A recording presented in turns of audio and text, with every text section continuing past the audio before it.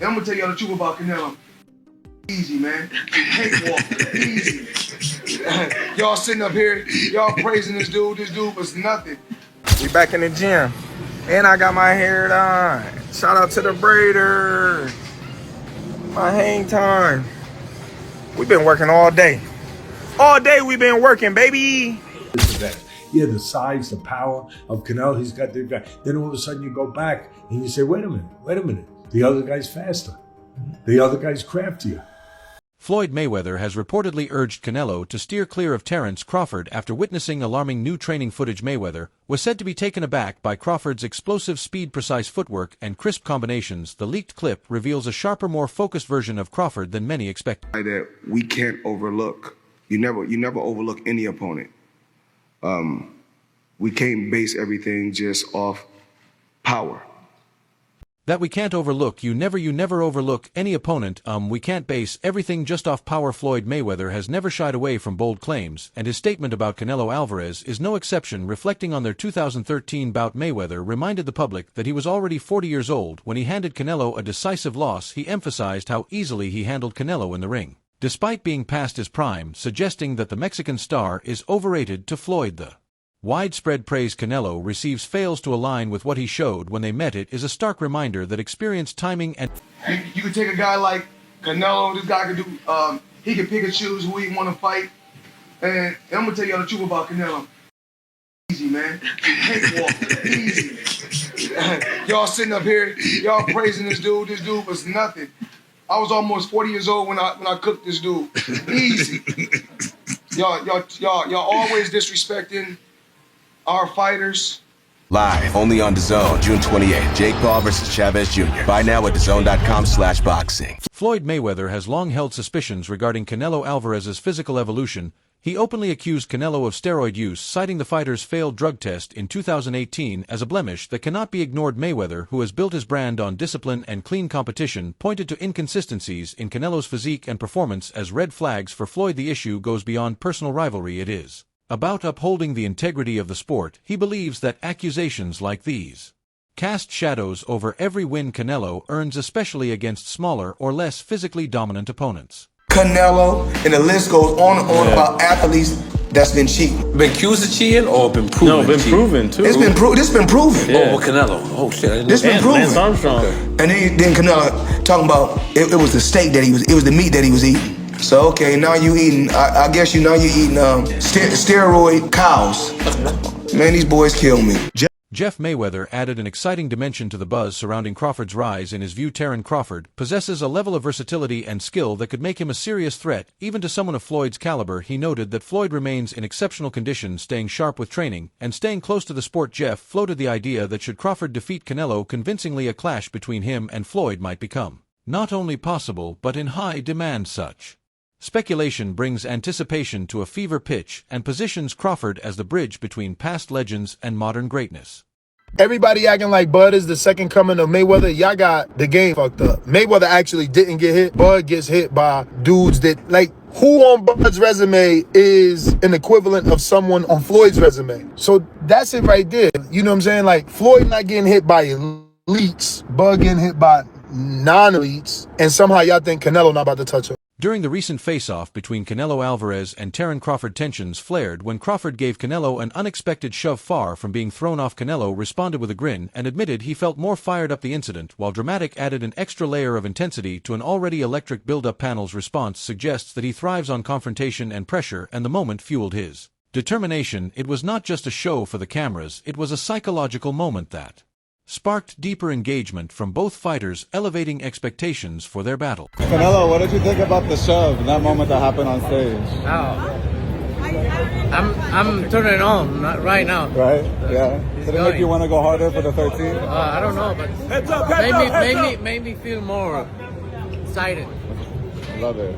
I'm gonna train so hard. Crawford has never hidden the influence Mayweather had on his evolution. It is not merely about copying techniques, it is about adopting a mindset. Like Floyd, Crawford has structured his career to maintain control, negotiating smart deals, building his brand, and staying focused on long-term goals. In training, he has embraced discipline and detail, making every move count. While the two fighters have distinct personalities, their mental frameworks share a common thread: outthink the opponent, control the Narrative and win not just in the ring, but in the business of boxing. But I know how you is. You be sizing niggas up, bro. Keep it a stack. Did you in your head size up Floyd? Like, you know what I'm saying? If we was ever keep it real, bud, keep it real. I'm never that type of guy. I think that's some grimy shit.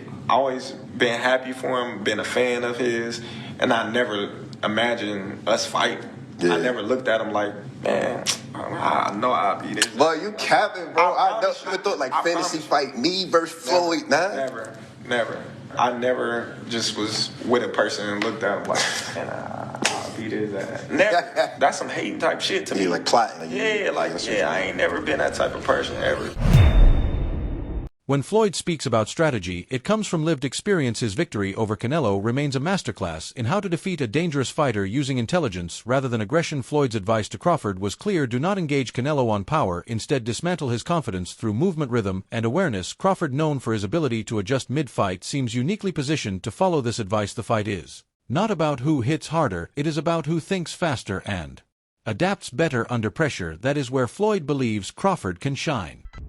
Terence Crawford jumping up from 154 to 168 and beating this quote-unquote version of Canelo Alvarez would diminish the accomplishment that Floyd Mayweather accomplished beating his version of Canelo Alvarez. Is it two different versions of Canelo Alvarez? And obviously, Canelo Alvarez is 62 wins, 2 losses, 2 draws, 39 big wins by way of knockout. He's a first ballot Hall of Famer. He is obviously bigger. When Floyd fought him, it was at 152 catch weight, but it had no rehydration clause. So you might as well just say it was at 154. Now, two things they have in common is that Floyd Mayweather was 36, 37 years of age. Terence Crawford is 36, 37 years of age, going on 38. So he'll be 38 when he fights Canelo Alvarez. Floyd had already had 2 fights at 154. He had the fight with Miguel Cotto, and he had the fight with Oscar De La Hoya, right? Kell Brook's insights are rooted in experience. He has tested both the raw power of Golovkin and the finesse of Crawford, and his perspective holds weight. According to Brook, facing Canelo requires a rare blend of speed, intelligence, and toughness. Crawford cannot afford to coast on his usual rhythm. He must anticipate, counter, and disarm Canelo's pressure. Every round will test his patience and reaction speed. Brook emphasized that this fight is not just about physical execution, it is a cerebral confrontation where strategy must evolve in real time. You know, it's a wow. It's a wow fight. You know what I mean? It's two supreme athletes fighting against each other. But you've got to sway towards Canelo. Crawford's gonna have to, move up. And I knew when I boxed Golovkin, there's a big difference. Especially with someone that fighting a middleweight, a mediocre world champion's okay. But when you're fighting someone like, Canelo or Golovkin, it's a different kettle of fish, I have to lean towards Canelo, but, Crawford's very, very, very good. You think Crawford's still got the legs? Obviously, he's very much got great IQ in the ring, but he's very much a good mover as well. Do you feel like he's still got the legs to be maybe outmoving Canelo if he needs to? Well, I don't know. I think when we look back at Mayweather when he beat Canelo, he's a mover. Crawford's not really like Mayweather in that aspect. He's more, he kind of sets his feet. And he's cute with how he approaches chucking shots and moving. You know what I mean? I think it's a different fight to Mayweather, and Canelo's obviously a different fighter from when he boxed Mayweather. But like I say, it's one of them what we've got to tune into and watch. Both unbelievable fighters, but I'd have to favour Canelo. Just his size and his experience and just his ring generalship, Among fans and boxing insiders alike, there is a growing belief that Terence Crawford represents the toughest opponent Canelo has faced in years. This perception is not driven by hype alone, it is based on consistent performances, highlight victories, and the versatile toolbox Crawford brings. His ability to fight from either stance, adjust his tempo, and analyze opponents on the fly generates immense excitement. Many now see this matchup as a collision between two elite technicians with contrasting styles. It is the kind of showdown that reignites interest in boxing for casual and hardcore fans alike. I'm gonna be real with y'all. Terence Crawford is top 5. Top 5. I'll die on that hill. He's my top. He might be top 3. He might be top 3. I just gotta see what's up. But I'm gonna be real. This Canelo might be the most fucking locked in Canelo I've ever seen in my life. My boy Canelo is too fucking locked. He's not even speaking Spanish no more. He's speaking fluid ass English. He's not even Spanish no more. Oh boy said, how will this affect the Canelo legacy if Terence Crawford beats you? He's not going to beat me.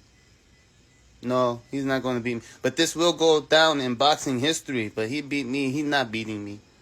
No, you're not different. No, you're no different than no Spanish. Canelo is locked in. Yo, I'm telling you, this